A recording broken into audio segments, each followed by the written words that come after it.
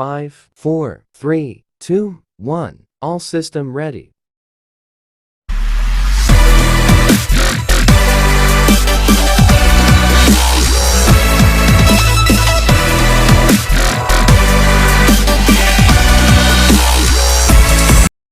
Assalamualaikum warahmatullahi wabarakatuh dan selamat sore. Perkenalkan, nama saya Merlin Roberta Lelang dari kelas 1A D4 Administrasi Bisnis, Prodi D4 Administrasi Niaga.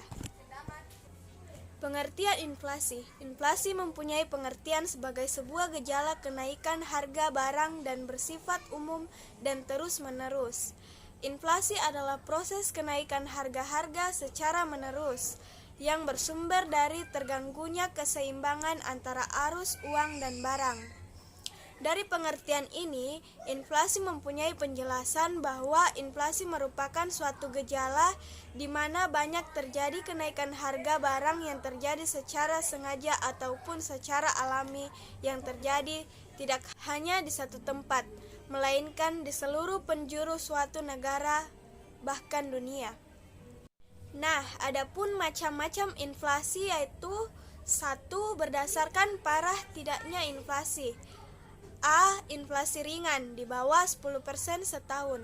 Ciri dan inflasi ini adalah kenaikan harga yang relatif lambat dan berlangsung lambat. Dan B. Inflasi sedang antara 10-50% per tahun. Inflasi ini ditandai dengan kenaikan harga dan cukup besar dalam waktu yang singkat. Dan C. Inflasi berat antara 50-100% setahun. Pada tingkat ini, harga kebutuhan masyarakat naik secara signifikan dan sulit dikendalikan. Dan adapun perinflasi di antara 100% setahun. Jenis inflasi yang sangat jelas dirasakan karena terjadi secara besar-besaran. Laju inflasi dapat berbeda antara satu negara dan negara lainnya, atau dalam satu negara dalam waktu yang berbeda. Dan yang kedua, berdasarkan awal mula terjadinya inflasi. A. Demand inflation, yaitu inflasi permintaan yang timbul karena permintaan masyarakat berbagai barang bertambah terlalu kuat akibat tingkat harga umum naik. Adapun cost inflation, yaitu inflasi biaya. Inflasi jenis ini timbul karena kenaikan ongkos produksi. Inflasi ini dikenal dengan istilah cost push inflation atau supply inflation. Apabila ongkos produksi ini misalnya disebabkan kenaikan harga alat-alat produksi yang didatangkan dari luar negeri atau kenaikan bahan mentah maupun bahan baku. Dan yang ketiga, berdasarkan asal dari inflasi. A. Domestic inflation. Domestic inflation adalah inflasi yang berasal dari dalam negeri. Kenaikan harga disebabkan karena adanya perilaku masyarakat maupun perilaku pemerintah dalam mengeluarkan kebijakan-kebijakan. Kenaikan harga-harga terjadi secara absolut yang berdasarkan terjadinya inflasi atau semakin meningkatnya angka laju inflasi. B. Import inflasi.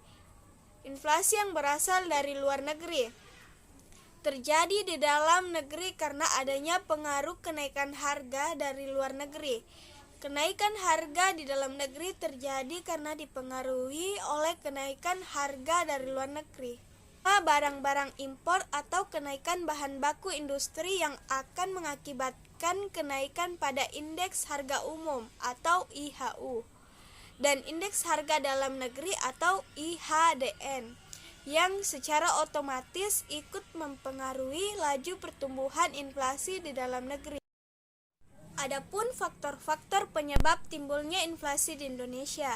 Yang pertama, jumlah uang beredar. Menurut sudut pandang kaum moneteris, jumlah uang beredar adalah faktor utama yang dituding sebagai penyebab timbulnya inflasi di setiap negara berkembang, tidak terkecuali di Indonesia. Di Indonesia, jumlah uang beredar ini lebih banyak diterjemahkan dalam konsep raw money atau MI. Hal ini terjadi karena masih adanya tanggapan bahwa uang dikuasai hanya merupakan bagian dari likuiditasi perbankan.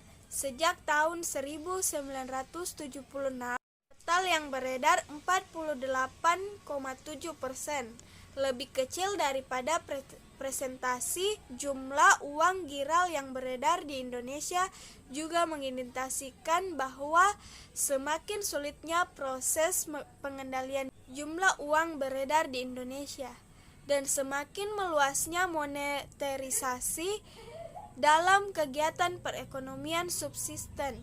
Akibatnya, memberikan kecenderungan meningkatnya laju inflasi. Menurut data yang dihimpun dalam laporan Bank Dunia, menunjukkan laju pertumbuhan rata-rata jumlah uang beredar di Indonesia pada periode tahun 1980 sampai 1992 relatif tinggi jika dibandingkan dengan negara-negara ASEAN lainnya, kecuali Filipina.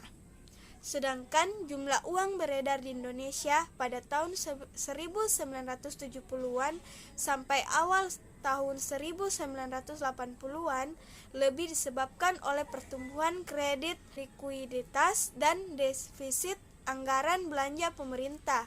Pertumbuhan ini dapat merupakan efek langsung dari kebijakan Bank Indonesia dalam sektor keuangan. Dan yang kedua, defisit anggaran belanja pemerintah seperti halnya yang umum terjadi pada negara berkembang. Anggaran belanja pemerintah Indonesia pun sebenarnya mengalami defisit. Meskipun Indonesia menganut prinsip anggaran berimbang, defisitnya anggaran belanja ini banyak sekali disebabkan oleh hal-hal yang menyangkut keterangan struktural ekonomi Indonesia, yang acap kali menimbulkan kesenjangan antara kemauan dan kemampuan untuk membangun. Nah, selain faktor-faktor penyebab timbulnya inflasi Indonesia, ada pun efek yang ditimbulkan dari inflasi. Efek yang pertama yaitu efek terhadap pendapatan. Efek terhadap pendapatan sifatnya tidak merata. Ada yang dirugikan, tetapi ada pula yang diuntungkan dengan adanya inflasi. Seseorang yang memperoleh pendapatan tetap akan dirugikan oleh adanya inflasi. Misalnya, seseorang yang memperoleh pendapatan tetap 500 per tahun, sedang laju inflasi sebesar 10% akan menderita kerugian penurunan pendapatan real sebesar laju inflasi tersebut, yakni 50.000. Yang kedua, efek terhadap efisiensi. Inflasi dapat pula mengubah pola alokasi faktor-faktor produksi. Perubahan ini dapat terjadi melalui kenaikan permintaan akan berbagai macam barang yang kemudian dapat mendorong terjadinya perubahan dalam produksi beberapa barang tertentu, sehingga mengakibatkan alokasi faktor produksi menjadi tidak efisien. Yang ketiga, efek terhadap output. Dalam menganalisasi kedua efek di atas, digunakan suatu anggapan bahwa output tetap. Hal ini dilakukan supaya dapat diketahui efek inflasi terhadap distribusi pendapatan dan efisiensi dari jumlah output tertentu tersebut. Adapun langkah-langkah yang dilakukan untuk mengatasi inflasi. Yang pertama, kebijakan moneter. Kebijakan ini adalah kebijakan yang berasal dari bank sentral dalam mengatur jumlah uang yang beredar melalui instrumen-instrumen moneter yang dimiliki oleh bank sentral. Melalui instrumen ini diharapkan peredaran uang dapat diatur dan inflasi dapat dikendalikan sesuai dengan yang telah ditargetkan sebelumnya. Dan yang kedua, adapun kebijaksanaan fiskal dan kebijaksanaan fiskal menyangkut pengaturan tentang pengeluaran pemerintah serta perpajakan yang secara langsung dapat mempengaruhi permintaan total dan dengan demikian akan mempengaruhi harga. Inflasi dapat dicegah melalui penurunan permintaan total. Kebijaksanaan fiskal yang berupa pengurangan pengeluaran pemerintah serta kenaikan pajak akan dapat mengurangi permintaan total sehingga inflasi dapat ditekan. Yang ketiga, kebijaksanaan yang berkaitan dengan output. Kenaikan output dapat memperkecil laju inflasi. Kenaikan jumlah output ini dapat dicapai misalnya dengan kebijaksanaan penurunan bea masuk sehingga impor barang cenderung meningkat. Bertambahnya jumlah barang di dalam negeri cenderung menurunkan harga. Dan yang terakhir, adapun peran bank sentral. Bank sentral memainkan peranan penting dalam mengendalikan inflasi.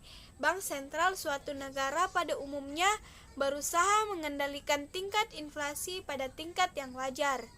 Beberapa bank sentral bahkan memiliki kewenangan yang independen dalam artian bahwa kebijakan tidak boleh diintervensi oleh pihak di luar bank sentral, termasuk pemerintah. Sekian dari saya. Wassalamualaikum warahmatullahi wabarakatuh dan selamat sore.